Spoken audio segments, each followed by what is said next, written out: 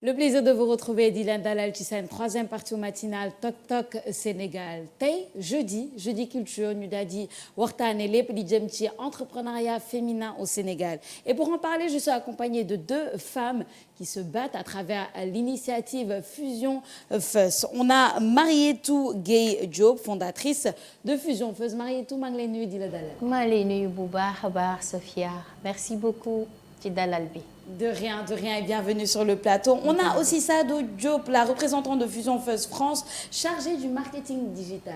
Sadio maa ngi lay nuyu di la dalal. Merci beaucoup Sophia, merci de nous recevoir. Oui. Et ñu ngi leen di sant waa ITV donc merci.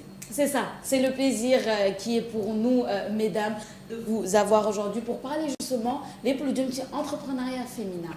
D'abord Marietou, Madame Gueye bëggoon naa xam Fusion Fuzz en quoi ça consiste bu fekkee mën nga ko résumer pour nos téléspectateurs résumer tamit lan mooy votre programme quinquennal. Merci beaucoup Sophia, c'est Madame Diop parce que Madame certainement Diop. Mon mari est devant la télé. Marietou Gueye Diop. Je lui fais un coucou de passage. Alors Fusion Fuzz nag pour tënk ko rek mooy lépp loo xamante ni groupement wu jigéen la bu ñu mettre en place donc nga nekk jigéen entrepreneur wala nga bëgg entreprendre xamagoo fooy teg sa tànk wala ngay entreprendre ba mu yàgg nga am problème wala nga am ay mébét yu bëri yor GIE wala association de femmes et tout ça xamuloo fooy teg sa tànk Fusion Fuzz ni nañ leen juddu taxawal benn fusion boo xamante ni képp ku ñuy woowee entrepreneur sénégalaise ci nga bokk. Ça veut dire que nga nekk Sénégal nga nekk Bénin wala nga nekk Congo wala nga nekk France nekk sénégalaise entrepreneur rek tu fais partie de la fusion. ñu ne nañ ko def boole suñu ay compétences parce que on en a boole suñu ay doole boole suñu ay koppar yu sew sewaan mën suñu bopp lépp pour développer entrepreneuriat féminin mais mën suñu bopp sur tous les plans. C'est très important. Selon vous, Madame Diop, lan mooy situation entrepreneuriat féminin ici au Sénégal? Pourquoi on a besoin justement d'initiatives comme Fusion Fuzz? Merci beaucoup Sophia pour cette question parce que ça vient à son heure tey Fusion Fuzz. Aujourd'hui ñun en tant qu'entrepreneur man je suis entrepreneur donc j'ai eu à mettre en place sama entreprise depuis 2015 d'ici daaw jànkonte ay problèmes ay contraintes yu bari donc loolu dafay indi soit dañuy am ay déception bàyyi ñu ne pourquoi ñuy am déception di bàyyi parce que des fois yow kese yaay dem bu ñu nee entrepreneur rek c'est parce que tu pars individuellement tu pars avec ce que tu as les moyens du bord yenn saa yi les moyens du bord ne vont pas avec le besoin du client naka ngay def on a besoin d'accompagnement on a besoin de mutualiser carrément suñu ay énergie synergie def benn synergie boo xamante ne nii contrainte yëpp difficulté yëpp dinañ ko lever te difficulté yi ñu ngi ciy gën a natt yenn saa yi ñu manqué comme yenn saa yi ñu manqué avance sur marché bu ñu jox tey DJ Boubs su mënoon nañu woo jox ñu marché pour ñu leen di defaral ndekki tant que defaruñ ko ba pare du ngeen ñu fay léegi bu ñu ñëwee ñun amuñu avance pour jënd café amuñu avance pour defar mettre en place tout ce qu'il faut dañuy perte marché boobu bu ko defee ñu ne amoon nañ marché bu mag ITV mais malheureusement mënuñu ko def parce que banque bi kii doog a judd du ko wóolu amuñu garantie dañuy dox ñu ne ñii wóoruñu entrepreneur wóoruñu parce que dañ ñu marginaliser aujourd'hui on est limité limitation boobu nag lañ bëgg a dindi affirmer wu wane ni carrément en tant qu'entrepreneur on va développer et on sera autonome sur le plan financier sur le plan organisationnel et sur le plan vraiment accompagnement technique pour aller de l'avant. C'est très important Madame Diop peut-être juste balaa ñuy jàll ci partie digitale bi qui est très important à cette ère en 2023 peut-être nga wax ñu un peu plus sur votre programme quinquennal. Alors merci beaucoup programme quinquennal boobu nag mooy tax ñu nekk un GIE autrement parce que aujourd'hui on a notre feuille de route ñu ne dañuy tàmbali en 2022 juillet si lañ juddu ba ñu judduwee ci ñi ngi def suñu lépp lu ñuy woowee formalisation parce que ñun en tant que Fusion Fuzz on va participer sur la transformation du secteur informel entrepreneur membre bu bokk biir Fusion Fuzz à partir de 2023 dootoo informel dinañ la moderniser professionnaliser la formaliser la de telle sorte que di nga mën a dem donc sur ça mooy suñu programme 2022 ci la ñu defee le 7 janvier ñu defee fa suñu benn cérémonie de lancement pour woo ci partenaires yëpp ñu xam ni am na benn fusion de femmes entrepreneurs bu juddu di liggéey dans ce cadre-là. En 2023 bii ñu nekk nag macha allah ci la ñuy commencer gunge entrepreneur bi. changer état d'esprit wam ne que tu n'es pas limité. tu n'es pas seulement entrepreneur bu ndaw buy toog ci buntu këram di jaay caaf. je profite de l'occasion pour woo jaaykatu caaf yi ci lañ bokk. notaires yi ci lañu bokk. ñun consultantes yi ci lañ bokk. donc entrepreneur mooy képp ki nga xamante ni mooy patron boppam di jëlal boppam ay décisions. 2023 bii nag on va vers la gestion du changement de l'état d'esprit. il faut avoir un état d'esprit positif pour entreprendre au Sénégal.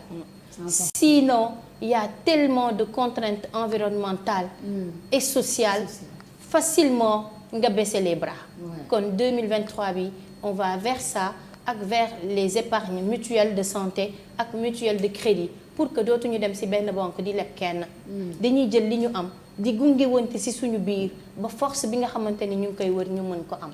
donc ci noonu la ñuy demee 2024 2025 2026 ñu mettre en place suñu benn foire internationale bu ñuy taxawal Sénégal woo ci jigéen ñi nekk ci àdduna bi yépp ñu ñëw ànd wane ñun li nga xamante ni mëne nañ ko ba pare jaay suñu Sénégal bi parce que on sera les ambassadrices du Sénégal. C'est important. Et Inch'Allah en 2027 nag ça sera vraiment notre affirmation Fusion First daal di jóge GIE dem Fusion First SA nekk une entreprise anonyme képp kuy membre nga bokk ci nga nekk actionnaire ñu daal di jëmmal suñu bopp wane suñu bopp nekk un marché incontournable am doole boo xamante ne nii macha allah kenn dootuñu mën a pousse kenn dootuñu mën a wàññi Sophia. Et merci beaucoup Madame Marietou Gueye Diop loolu lañ leen di ñaanal c'est tout le mal qu'on vous souhaite comme on le dit. Alors Madame Sadio Diop, vous êtes représentante de Fusion First France et vous êtes aussi chargée du marketing digital. Exactement. Mën nga ñu expliquer l'importance justement de ce marketing digital ci ère bi nga xamante ni tout le monde est en ligne en fait. Quelle est l'importance de ça pour l'initiative Fusion First? L'importance de ça c'est que nit yi fu ñu toll nii ci Sénégal.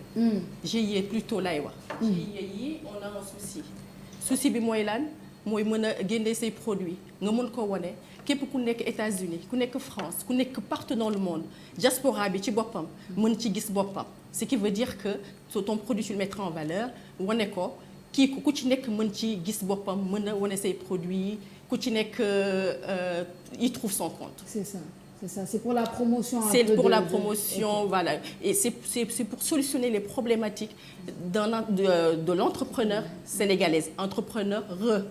Donc oui, on est là pour les femmes. Ben oui, on parle d'entrepreneuriat féminin, c'est bien de le préciser, l'entrepreneuriat féminin sénégalais avec l'initiative Fusion First. Alors, Madame Sadio Diop, justement, en parlant de ça, de marketing digital, vous avez mis en place un site internet. Oui. Un site internet et c'est important que les gens le sachent. Exactement. Et comprennent un peu lan lañ mën a utiliser site bi. Site internet bi dañ koy utiliser dans le sens que par exemple ku ci nekk dañu am benn service de communication. Service de communication déjà on commence par les membres képp koo xam ne bokk nga Fusion First da ngay ñëw indi sa produit ñu fotal la ko mettre ko en avant de telle sorte que ce que je revenais à dire tout à l'heure madame Diop bi wax kii jaaykatu gerte bi jaaykatu gerte bi ça ne veut pas dire que day jaay gerteem rek dafa war a toog rek fu mu nekk rek mu koy saaf mais elle va le mettre tellement en valeur tellement que ba nga xam ne produit bi su ko tegee ki nga xam ne bëgg na gerte caaf tamit parce que nous on en a besoin aussi en France parce que on a des boutiques exotiques ce qu'on appelle des boutiques exotiques mais c'est que xam nga ki nga xam ne moo lay jaay ak qualité bi mu ciy teg dans ces produits parce que ñun avant tout c'est la qualité déjà parce que comme on aimerait s'exporter te loolu mooy suñu objectif numéro 1 ça veut dire que couvrir le marché sénégalais et en plus couvrir le marché international. Donc ce qui veut dire que loolu su amee rek nit ku ci nekk da nga war a mettre en place ce produit defar ko les qualités les ingrédients pour ñu mën a comme ça on sera exportable. C'est ça loolu am na solo de repasser pour le digital pour être international et exportable. Je pense que loolu on est dans l'air du temps. On est dans l'air du temps. Vous avez parlé de membres. Comment devenir membre de Fusion First? Je suis sûre que am na ay jigéen ñi nga xamante ni ñu ngi seetaan elles aimeraient bien. Comment on procède? Merci beaucoup. Pour nekk membre Fusion First nag c'est très facile. Il faut être une femme. Ouais, donc même si vous êtes un homme et que vous portez un paille, vous pouvez être... excusez-moi, c'était juste une digression pour dire qu'on ne peut pas partir sans les hommes. Mais oui. Ils seront toujours là. Et pas pour pas qu'ils se sentent exclus non plus. Effectivement, ils ne sont pas exclus du tout. Ils ne sont pas exclus. Alors, pour être membre nag ci biir Fusion First, c'est très simple.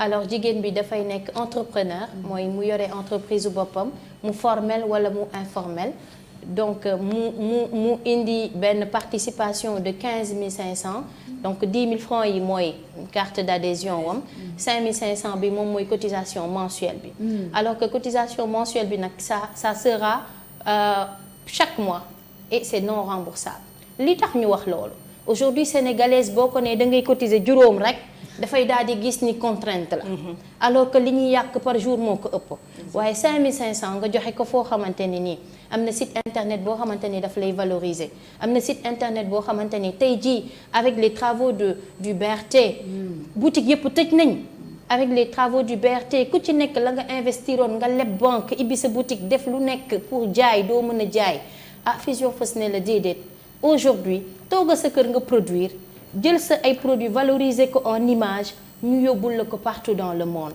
loolu ku la koy defal je pense que 5500 war nga ko mën a defal ki nga xamante ni daf la fekk nga toog mu ne la tu n'es pas professionnel jaaykatu gerte bi dafay jël këyitam rek laxas gerteem toog ñu ne ko kaay ñu gunge la avec tout le packaging bi nga xamante ni moo war a topp sa processus de commercialisation pour valoriser ce produit Fusion First di la gunge si loolu aujourd'hui en fait l'État perd des milliards et des milliards pour lan booster former l'entrepreneur à ce que mu formel ñun ñu ne la 5500 mooy sa participation te 5500 boobu moom moo lay permettre aussi crédit yi suñu jotee ñu mën la lebal la à un taux forfaitaire de 4%. gunge la xool naka nga ko mën a fayee ñu gunge la ba nga mën ko fay te doo am benn contrainte duñ la fekk sa kër nangu say daal duñ la fekk sa kër nangu sa télé duñ la fekk kër di la def quoi que ce soit. donc je pense que 5500 boobu participation symbolique la pour que kër gi mën a dund. Machallah. Dernière question, le nom de votre site internet pour ceux qui veulent y aller. www.fusionfirst22.com www.fusionfirst22.com. Alors voilà pour le site internet ñi nga xamante ni bëgg nañ fa dem voilà bah écoutez mesdames merci beaucoup. Est-ce que je pourrais lancer un petit appel? Oui, allez-y. C'est pour la diaspora. Aussi. Oui. Donc là, parce que diaspora, la plupart du temps, on a peur. C'est pour ça que je suis là aujourd'hui. Pour wan leen wax leen ne il faut plus avoir peur. wàcc naa sama liggéey ñëw fii, ça veut dire que c'est quelque chose de sûr. Donc on travaille pour le Sénégal, on travaille pour tout le monde. Donc je vous accueille, venez nombreuses, parce que c'est pour les femmes. bu leen tiit ci dara. donc ñun dañ fi nekk koo xam ne am nga sa projet. ça veut dire que sa projet boobu soo ko taxawalee am na koo xam ne mi ngi nekk Sénégal dina ko mën a taxawal ba mu mot. ça veut dire que tu auras aucun problème. ça veut dire que dañuy def benn contrat bi nga xam ne da nga koy signer ak sa ki nga xam ne membre bi nga xam ne moo nga bëgg a liggéeyal. ça veut dire que le contrat ce sera Fusion First qui le mettra en place. donc quand Fusion First mettra en place ce contrat là ça veut dire que yow amoo dara looy tiit. ça veut dire que l'assurance boobu Fusion First moo koy jël. donc et le site internet ça te permettra d'être visible et de faire tes achats sans aucun problème parce qu'on a un problème ce qui veut dire que à chaque fois su nekk dañuy dem di jaay suñuy produit parfois damay jënd samay sac daal di koy indi jox ko sama mag ne ko mag bi sama mag kat na ma jaayal te su ma jaayalee après retour d'investissement boobu du ma ko jot. donc on a peur d'investir donc ce qui veut dire que c'est pour vous c'est un appel que je lance donc yéen ñëw leen boobaa dinañ suivre votre projet de bout en bout. De bout en bout. Exactement. C'est très important. Merci beaucoup, Sophia. De rien dire. Rappelez-nous Sadio Diop, Madame Sadio Diop, vous êtes représentante Fusion First France et chargée du marketing digital. Marietou Gueye Diop, vous êtes fondatrice de Fusion First. Je vous remercie beaucoup, mesdames, ci seen présence et merci de vous battre pour et d'y croire, de croire à l'entrepreneuriat féminin au Sénégal. Merci de cet accueil. Merci, vraiment, c'était agréable. De rien. Merci de rien. Et à beaucoup. bientôt. Merci à Vous ITV avez par mis rapport à à l'aise. cet accueil-là. Et merci de participer au développement de l'entrepreneuriat féminin à travers cette Exactement. invitation. Merci, Merci, le plaisir est Sophia. pour nous, mesdames. Le plaisir est aussi pour nous, chers téléspectateurs. On est à la fin de votre matinale Toc Toc Sénégal en vous remerciant de votre présence et de votre fidélité. Vous nous suivez tous les jours du lundi au vendredi de 6h30 à 9h. Un grand merci à toute l'équipe technique sans laquelle nous ne pouvons vous servir. Un grand merci à mes confrères et consoeurs qui sont passés depuis ce matin pour vous informer juste et vrai. Quant à moi, Sophia, je vous donne pour la dernière incursion de la semaine. En attendant, passez une excellente journée en compagnie de nos programmes.